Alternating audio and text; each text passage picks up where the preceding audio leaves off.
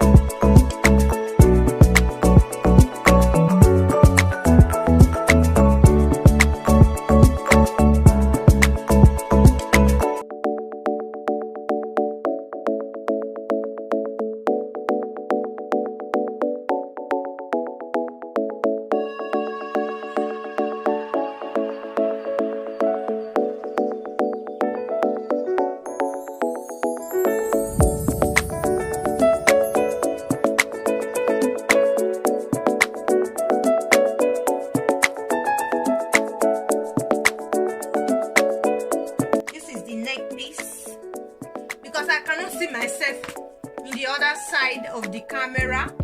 At times it cuts the head off, at times it cuts the neck piece off. I just want everything to enter from where this neck piece ends to my head, you know, because I'm not seeing it, I'm using the back camera. Okay guys, thank you so much for watching.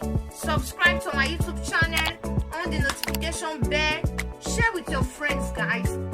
If you have a friend, a relative that loves to craft, share my channel with them, they might love it guys. Bye.